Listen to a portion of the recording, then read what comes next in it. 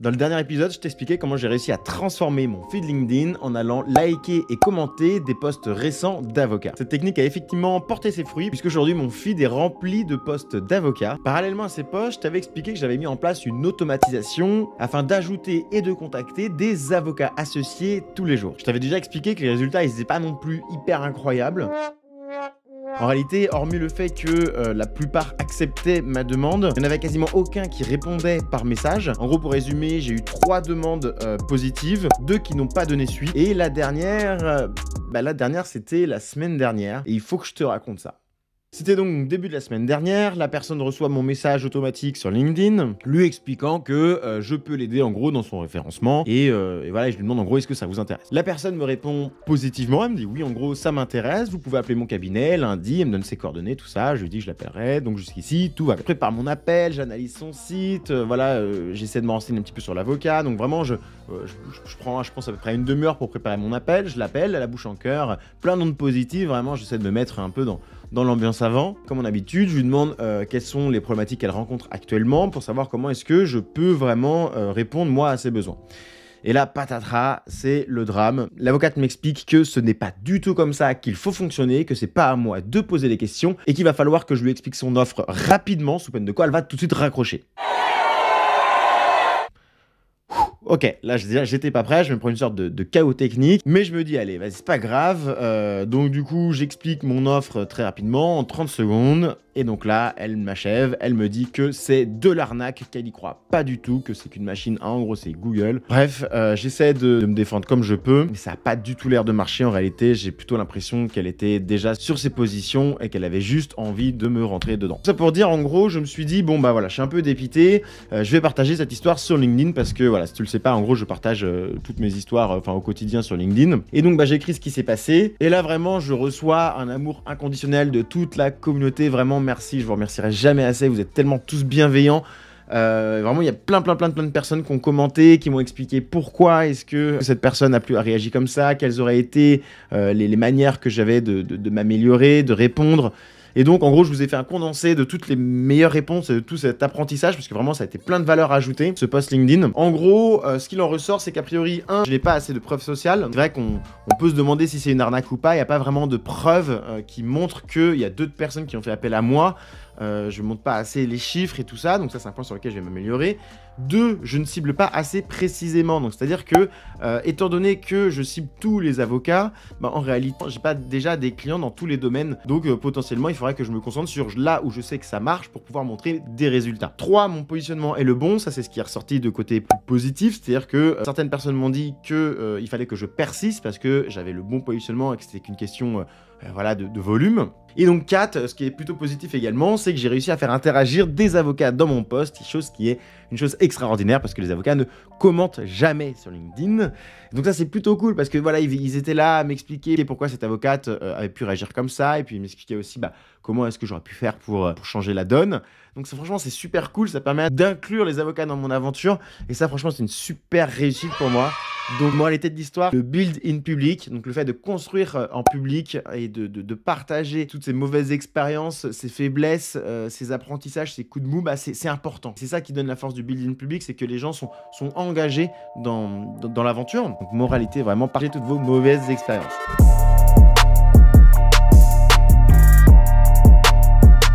L'outil de la semaine maintenant. Alors l'outil de la semaine, c'est pas vraiment un outil pratique comme on a l'habitude de voir, ça va être plutôt un outil qui est conceptuel. Cet outil-là, c'est la méthode DISC. Et donc c'est également une méthode qu'on m'a conseillée dans le post LinkedIn que je vous parlais en question. C'est un outil que je connaissais de nom, mais sur lequel je m'étais jamais vraiment arrêté. En gros, cette méthode-là, elle vous dit qu'il y a 4 catégories de personnes qui correspondent à 4 types de personnalités. Le premier, c'est les dominants, donc c'est la couleur rouge. Donc les dominants, c'est des personnes qui sont plutôt orientées sur l'action, les résultats, voire la compétition.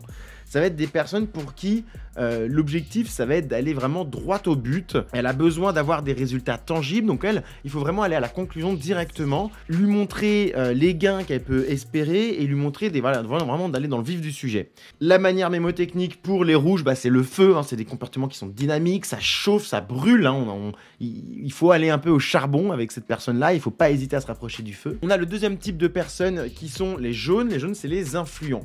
Les influents, c'est quoi? Donc c'est des profils qui sont davantage orientés sur les relations sociales, le réseautage. Ce sont des personnes qui sont un petit peu souvent extraverties, elles sont enthousiastes, communicatives, et donc elles vont prendre leurs décisions basées sur le feeling qu'elles ont avec la personne avant tout. Donc c'est donc des personnes avec qui on va demander, voilà, est-ce que vous allez bien, vous avez passé, je sais pas, de bonnes vacances, et ainsi de suite.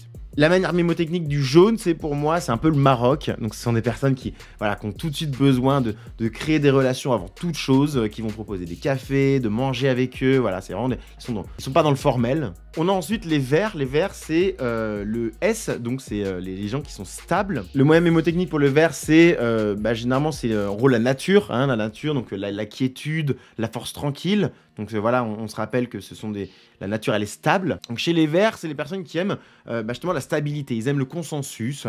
Ils sont naturellement tournés vers l'écoute, vers la cohésion. Ce sont des gens qui ont besoin de calme et de sécurité. Ils sont plutôt modestes, voire introvertis, donc il va falloir les faire parler. Et donc pour convaincre ces personnes, on va mettre en avant les qualités durables de notre produit ou de notre service, l'aspect éthique, les bienfaits du service et tout ça. Donc on a ensuite la catégorie des bleus. Les bleus, ce sont la catégorie des personnes conformes. Donc les bleus, pour moi, la manière mémotechnique de se rappeler, c'est les uniformes, donc la police, voilà, très organisés, qui aiment respecter les règles, qui ont besoin de comprendre les tenants et les aboutissants avant de prendre une décision. Donc ces personnes-là, il va falloir vraiment leur expliquer tout le processus de A à Z. On va leur expliquer comment fonctionne le produit. On va essayer de bien formaliser justement la conversation. Donc c'est généralement, on aura besoin de préparer ces petits papiers avant d'être au téléphone avec ces personnes-là.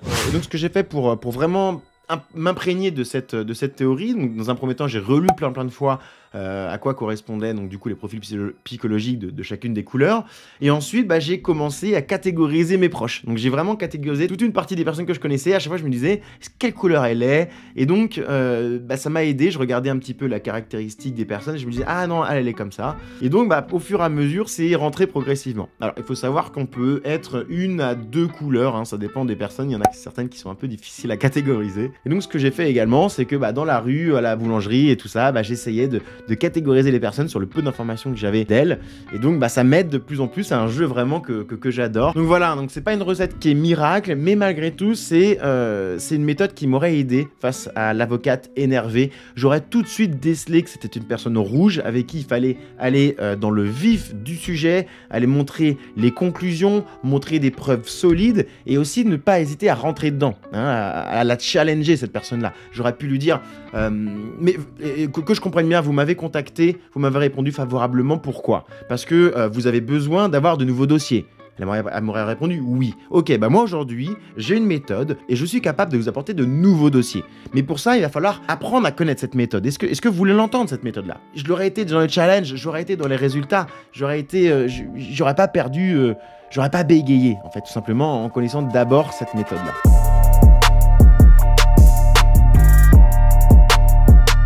Et enfin, donc du coup, les chiffres, non pas de la semaine, parce que ça fait 10 jours maintenant que j'ai pas posté de vidéo. Mais donc sur 10 jours, sur YouTube, on atteint les 501 abonnés, donc ce qui représente sur 10 jours une augmentation de 21 abonnés, donc ce qui est plutôt cool. En sachant que j'ai pas posté, donc on voit que la croissance, elle a continué, même si je postais pas de vidéos. Sur LinkedIn, on atteint désormais les 6196 abonnés, soit 71 personnes supplémentaires. On voit bien que la croissance sur LinkedIn, elle est constante également, ça fait super plaisir. Après, c'est vrai que sur LinkedIn, je continue à poster régulièrement, quasiment tous les jours, sauf week-end. Au niveau des leads sur ces avocats, c'était super intéressant ces 10 derniers jours, puisque j'ai eu 3 leads qui ont donné donc 3 visios. Donc c'était vraiment super intéressant. J'en ai pas encore qui ont donné suite, mais malgré tout, franchement, c'était super enrichissant. Et puis en plus, c'est un peu l'été, donc disons que c'est normal que ça se concrétise pas tout de suite. Dans tous les cas, tout est positif. Ces 10 derniers jours étaient vraiment super. Et c'est vrai que je suis revenu en France, donc le temps de revoir tous mes amis, la famille et tout ça, c'est la raison pour laquelle je publie un petit peu moins, mais je ferai sans doute une vidéo sur le sujet. Allez, ce sera tout pour cette semaine. Ciao.